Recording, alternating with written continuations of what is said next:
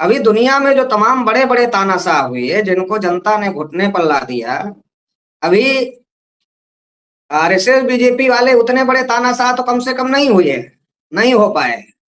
तो इनको घुटने पर लाने में ज्यादा समय नहीं लगेगा, तो ये भी घुटने पर आ जाएंगे। पूरे उत्तर प्रदेश में और पूरे देश में जिस प्रकार से एसएसपी को गवर्नमेंट बचाने का काम कर रही है, ये पूरे देश के बहुजन समाज में बहुत बड़े आक्रोश का विषय है और लोग आक्रोशित हैं इसको लेकर के। इसका खामियाजा 2027 के चुनाव में भी बीजेपी को भुगतना पड़ सकता है।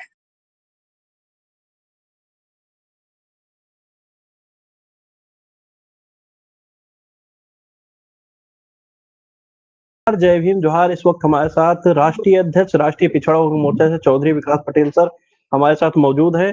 बातचीत करेंगे। अभी एक मेरठ की एक घटना आपने देखा, जिस तरह एसएसपी जो पांडे जी हैं, वो जिस तरह पुलिस जो वैन है उसमें बैठे हुए जिस व्यक्ति को गिरफ्तार पहले से पुलिस ने कर लिया है, लेकिन वो घुसकर जिस तरह हीरोपंथी दिखा रहे थे और घुसकर वहां पर उसको तमाचे तमाचे जड़े।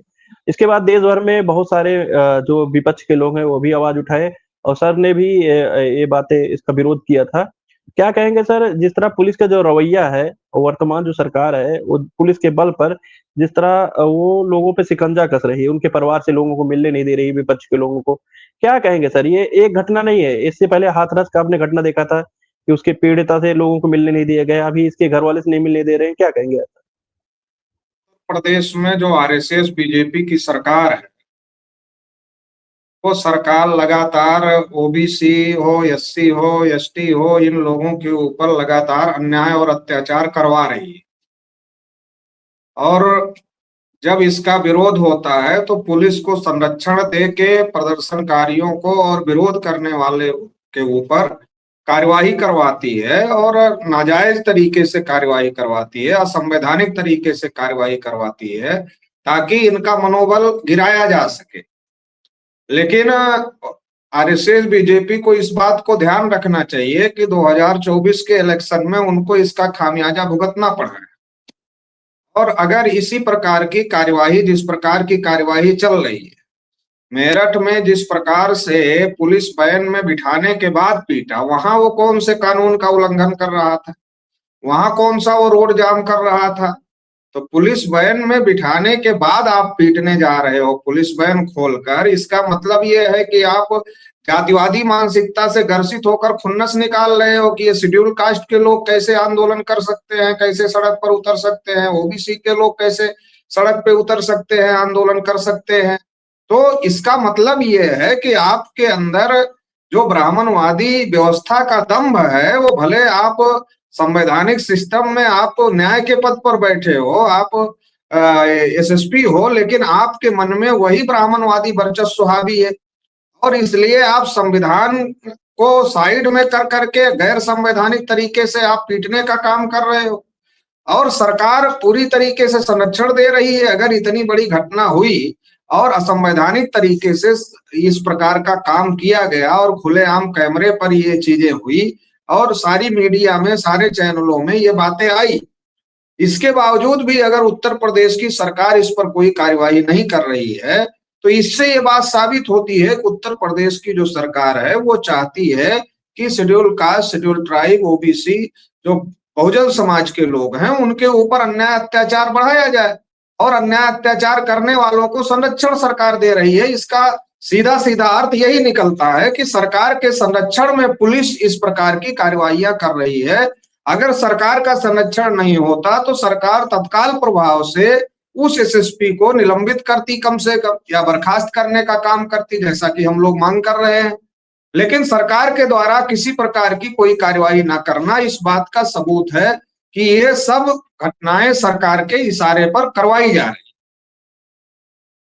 सर, जिस तरह बहुजन समाज के लोग, तमाम शिक्षक हैं या बेरोजगार युवा हैं, तमाम लोग सड़कों पर उतर रहे हैं, उनके आंदोलन को जिस तरह पुलिस के बल पर दबा दिया जा रहा है, तो जिस तरह ये तो बार बार हो रहा है सर, आए दिन कहीं ना कहीं जो भी लोग आंदोलन कर रहे हैं, जो भी लोग, उनके आंदोलन को दबा दिया जा रहा है। तो क्या प्लान है आप लोगों को? क्योंकि आने वाला समय जिस तरह ये काम कर रहे हैं, तो मनुस्मृति में था सर, संविधान की बातें नहीं मानी जा रही है, लोग अपना अभिव्यक्ति है, सब अभिव्यक्ति की आजादी है सर, कहीं भी प्रदर्शन कर सकते हैं, लेकिन कलेक्ट्रेट सामने प्रदर्शन करने पे ये भी कहा जा रहा है तुम्हारे बाप का सड़क है, ऐसा आपने वीडियो में भी देखा होगा। क्या कहेंगे सर? ये तो लोकतंत्र में लोगों के अधिकार को छीना जा रहा है। तो आप लोगों के पास प्लान क्या है सर आगे चल के? देखिए, लोकतंत्र हो या राजतंत्र हो, सबसे बड़ी ताकत जनता के पास में होती है। और अगर जनता ही खिलाफ में खड़ी हो जाएगी तो कितने बड़े से बड़ा तानाशाह हो तो बड़े से बड़े तानाशाह को घुटने टेकने के लिए मजबूर होना पड़ता है। अभी दुनिया में जो तमाम बड़े बड़े तानाशाह हुए जिनको जनता ने घुटने पर ला दिया, अभी आरएसएस बीजेपी वाले उतने बड़े तानाशाह तो कम से कम नहीं हुए, नहीं हो पाए। तो इनको घुटने पर लाने में ज्यादा समय नहीं लगेगा, तो ये भी घुटने पर आ जाएंगे। पूरे उत्तर प्रदेश में और पूरे देश में जिस प्रकार से एसएसपी को गवर्नमेंट बचाने का काम कर रही है, ये पूरे देश के बहुजन समाज में बहुत बड़े आक्रोश का विषय है और लोग आक्रोशित हैं इसको लेकर के।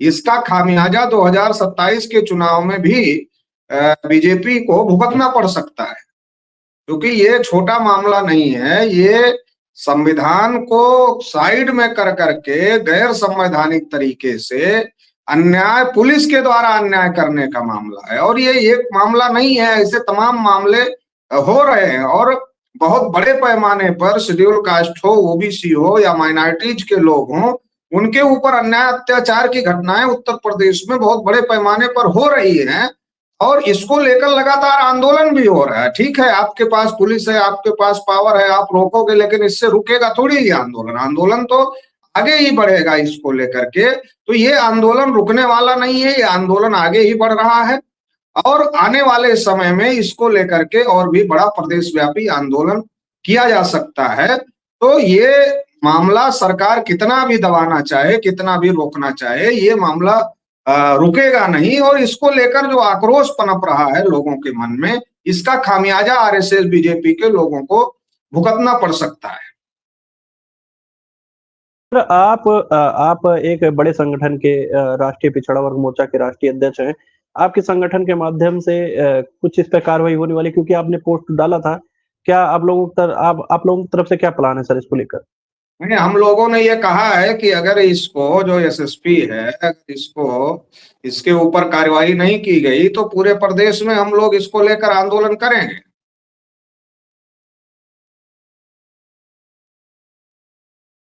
अब मान लीजिए सरकार आप लोगों की मांगों को नहीं मानता तो क्या करेंगे सर? क्योंकि दिख तो नहीं रहा है। देखिए, सरकार नहीं मानेगी तो सरकार कब तक रहेगी? बहुजन समाज के लोगों की संख्या ज्यादा है ना, बहुजन समाज के लोगों की संख्या ज्यादा है। अगर सरकार हमारी मांगों को नहीं मानेगी और हमारे एससी एसटी ओबीसी माइनॉरिटी के लोग लामबंद हो गए तो अपनी सरकार बना लेंगे और अपनी सरकार बना लेंगे तो ये जो पुलिस वाले आरएसएस बीजेपी की सरकार में संविधान के खिलाफ में जाकर उछल कूद कर रहे हैं और कार्रवाई कर रहे हैं, तो इनके ऊपर कार्रवाई करने का अधिकार आ जाएगा और इनको बख्शा नहीं जाएगा, इनको छोड़ा नहीं जाएगा।